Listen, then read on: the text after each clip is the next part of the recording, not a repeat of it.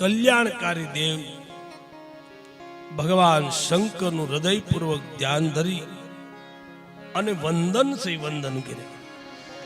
આદ્યત મંગલમ જાત સમાન ભાવમારે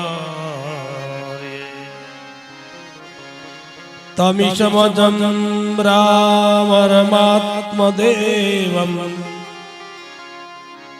આદ્યતમ મંગલમ જાત સમાન ભાવમાં. ભગવાન શિવના સન્માન વંદન કરી એમનું સ્મરણ કરી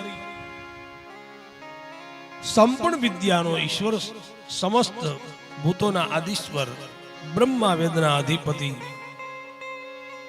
પ્રતિપાલક સાક્ષાત બ્રહ્મા પરમાત્મા છે. પછી સચ્ચિદાનંદમય છે, સતસિદ્ધ અને આનંદમય. એ જ ભગવાનનું સ્વરૂપ છે. બાબા ભગવાન કેવા છે તો શ્રીમદ ભાગવતના આરંભમાં લખ્યું છે, સત્યમ પરમ ધીમહિ. સત્ય સ્વરૂપ પરમાત્મા છે, યાદ રાખજો. જ્યાં તમને સત્ય દેખાય ને સમજી લેવાનું, મારો હરિ અહીંયા બેઠો છે. બાપ આ ભગવાનનું સ્વરૂપ છે. બાપ નિરાકાર છે. બાપ આકારો તો મેને તમે આપ્યા. જેવો તમે ભાવ લઈને આવો એવા ભાવે તમને હરિ દેખાયા.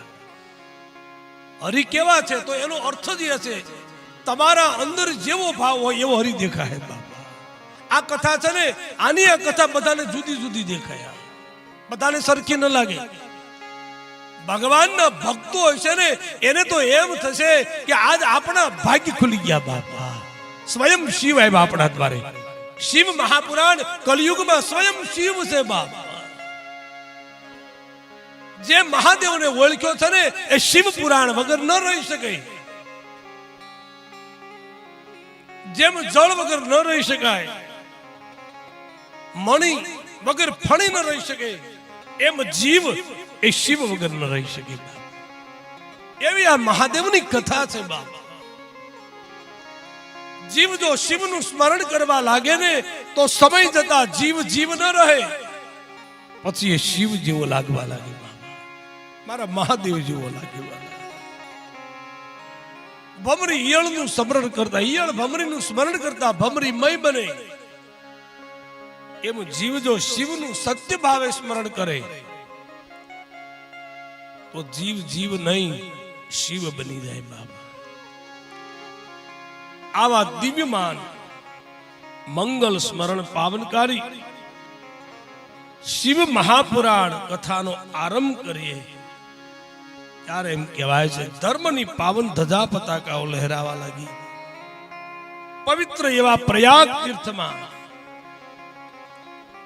બધા જ મુનિઓ ભેગા થવા લાગ્યા. અહીં જ્ઞાનની જ્યોત સર્વત્ર ઓજસ પથરાવા લાગી.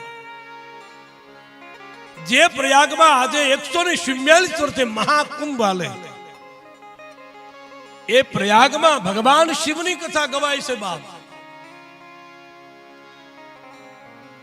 બાપ તમે સોમનાથ ન જઈ શકો, મહાકાલના દર્શન કરવા ન જઈ શકો, પણ તમારી સોસાયટીમાં બેઠેલો મહાદેવ એમના દર્શન કરો ને તો મહાકાલના દર્શન કર્યાના ફળ મળી જાય. બાપ પણ હું ને તમે દૂર દોડીએ છીએ, બાજુમાં બેઠેલાને નથી ઓળખતા.